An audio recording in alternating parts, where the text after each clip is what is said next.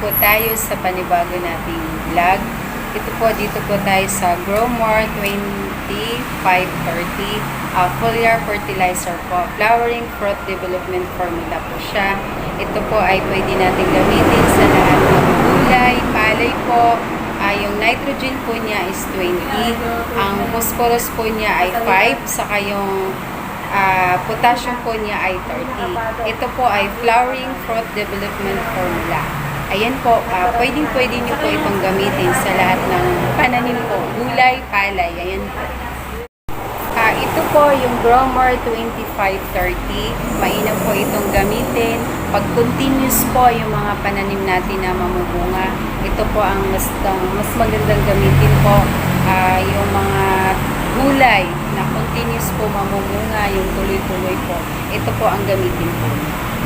Ang isa naman po ay ang Growmore 1530. Ang nitrogen po niya ay 15, phosphorus po niya ay 15, and potassium po niya ay 30. Ito din po, pwede din po sa lahat ng gulay, palay po. Ito naman po ay maintenance early flowering and fruit seed formula po siya. Ito po, pwede nyo din pong gamitin sa lahat ng inyong mga pananim. Saka po, mamili na lang po kayo kung ano po yung gusto nyong gamitin.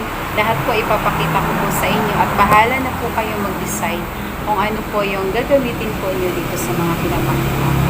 Ayan po, Growmore 15-15-30. Po ay Growmore 4048. Ito ay ang flowering fruiting formula. Ang nitrogen po niya ay 4.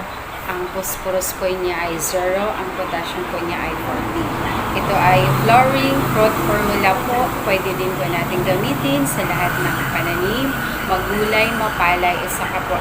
Ito po ay magandang gamitin pag isang bungahan lang po siya. Katulad po ng sibuyas, ayan po, palay. Ito po mas magandang gamitin pag isang bungahan lang po. Pwede naman din po siya sa lahat ng gulay kahit isang bungahan lang. Pero mas mainam po siya pag isang bungahan lang po. Isang beses lang mabumaga na. Po tayo sa isa sa mga foliar powder po, Hypagrow. Highly water soluble fertilizer. Ang nitrogen naman po niya is 12. Tapos ang phosphorus po niya is 2.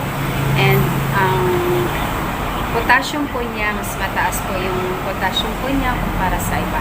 Ay ang 44 po ang potassium po niya. So ito po, pwede niyo pong gamitin din sa lahat ng mga pananim, magulay, mapalay. Ayan po, sana po pagkatapos pong video na ito, may mapipili po kayo kung ano ang gusto nyong gamitin sa mga foliar fertilizer pa natin. Ayan po, ang sunod po, meron pa po tayong sunod. Ito po yung improve. Ito po, isa din po siya sa mga foliar po natin. Ang nitrogen po niya ay 15, phosphorus po niya ay 15, potassium po niya ay 30. Ayan po, ito din po, pwede niyo pong gamitin sa lahat ng mga pananim. Magulay, mapalay. Ngayon po, ang isa sa mga foliar fertilizer na ipakita ko po sa inyo ay ang Golden Crop. Ito po ay may nitrogen na 12, may phosphorus din siyang 2, at saka may potassium din po siya mga kaagri na 44. Ang nitrogen po ay ito ay para sa mga dahon, at ang phosphorus po ay para sa mga ugat, at ang potassium po ay para sa mga bunga or pampabunga. Crop Giant Foliar 15-15-30. Nitrogen po niya uli ay 15, ang phosphorus po niya ay 15 uli, ang potassium po niya ay 30. Ang kainaman po dito, meron siyang microelement. Ayan po, pwede niyo pong gamitin sa lahat ng mga pananim. Ayan po, sana po makatulong po itong video na to para sa inyong mga pananim, para mapaganda po ang inyong mga pananim. Bye-bye! Thank you for watching!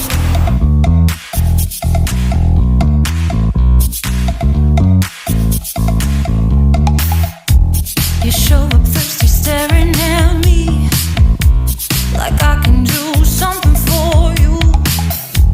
You lick your lips, you think you're slick. You stalk like I'm a piece of me.